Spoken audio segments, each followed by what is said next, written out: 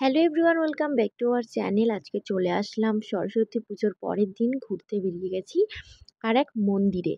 আমাদের এখানে একটা মাতপুর বলে মন্দির আছে, খুব ফেমাস মা মনসা মায়ের মন্দির, যেটা কিনা আমার পরম সৌভাগ্য হয়েছে এই মন্দিরে আমার আসা।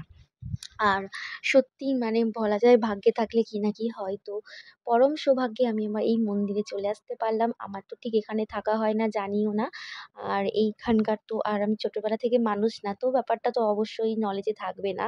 কিন্তু আ যেহেতু আমাদের ঘোরা হয়ে গেল আর একটা সুন্দর জায়গা আমাদের দর্শন হয়ে গেল, এটাই সবথেকে একটা ভাগ্যের ব্যাপার। আর বাড়িতে খুব ভালোভাবে আমরা সরস্বতী পুজো করে কাটিয়ে এসেছি।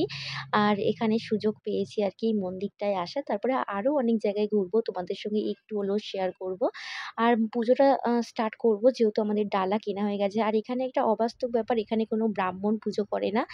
যে নিজের ওপরে নিজেরাই পুজো করে আরকি, খুব সুন্দরভাবে। এটাই একটা আরও বড় একটা অবাস্তব ব্যাপার।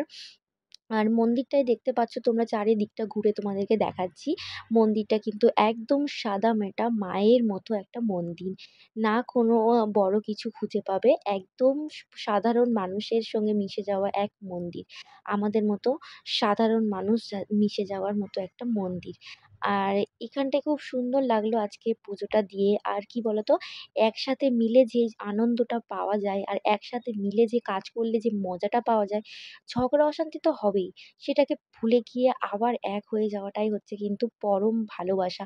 তাতে তুমি কিন্তু ভগবানের কাছে একটা অনেক বড় স্থান পাবে আর অনেক একটা ভালো আ জায়গা পাবে। আর এখানে পুজো দেওয়ার পর চলে আসলাম সবথেকে ফেমাস একটা জায়গা ক্ষীরাই। যেটা আমাদের মানে যাওয়ার কত দিনের ইচ্ছা, শুধুমাত্র মানে আ সৌভাগ্যে যেতে পেরেছি, এটাই একটা ব্যাপার, এটাও আরেকটা। এটা সেরকম কিছু না, বাস একটা ক্ষীরা ফুল বাগানের ওপরে একটা আম মানে কি বলবো? একটা মানে প্লেস করা আছে জায়গাটা আরকি ঘোরার জন্য। এত সুন্দর, সুন্দর ফুল বাগানের ওপরেই তোমার জায়গাটা করা আছে, সেটা বলা বাহুল্য। আর আমরা খুব মজা পেয়েছি ঘুরে। দেখতে পাচ্ছ খুব সুন্দরভাবে সবাই মাথায় এরকম ফুল দিয়ে ঘুরে বেড়াচ্ছে। তো আমিও করেছি আর এখানে বুড়িরাও মাথা দিচ্ছে, মানে এতটা হাসি পাবে। তো জায়গাটা তোমরা ভালোভাবে দেখে নাও, কত সুন্দর! মানে আরো আছে, কিন্তু এতটা রোদ্দুর, মানে ঘোরাটা অসম্ভব। আরো শীতে আসলে তখন মজাটা লাগতো ঘুরতে। তো ফাইনালি সব একেকটা জায়গা ঘোরা পূর্ণ হয়ে গেল, এরকম বলতে পারো। তো আমরা এবার তাড়াতাড়ি করে বেরোবো, কারণ রোদ্দুরে ভালো লাগছে না। তারপরে পুজো দেওয়া হয়েছে। তো সবাই খাওয়া-দাওয়া করেছি। আর মানে সারাদিনে মানে ঘুরতেও কষ্ট একটা ব্যাপার বাচ্চা-কাচ্চা নিয়ে।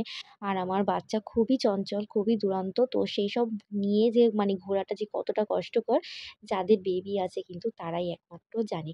বাট আমরা খুব মজা পেয়েছি। আর আমার হাসব্যান্ড থাকলে আর আমার বেবি থাকলে, মানে আমার দুজনে থাকলে আমার মানে সেখানটায় ঘুরতে আর সেই জায়গাটাকে আর কষ্ট মনে হয় না। আরো মনে হয় যে এদের সাথে মানে টাইমটা কাটাই, এরকম একটা ব্যাপার। আর এখানে আমি আমার নিজের ফ্যামিলির লোকদের সঙ্গে ঘুরতে পেরেছি। পেরে এতটাই শান্তি লাগছে কি বলবো। তারপর আমরা চলে আসলাম 3rd জায়গা, আরেকটা মন্দিরে, বজরংবলী মন্দির। যেটা কিনা তোমার একটা সুন্দর জায়গা, গান্ধী মাঠ বলে একটা জায়গা। দেখতে পাচ্ছ খুব সুন্দর একটা ছোটখাটো প্লেস, দারুণ একটা জায়গা। এখানকার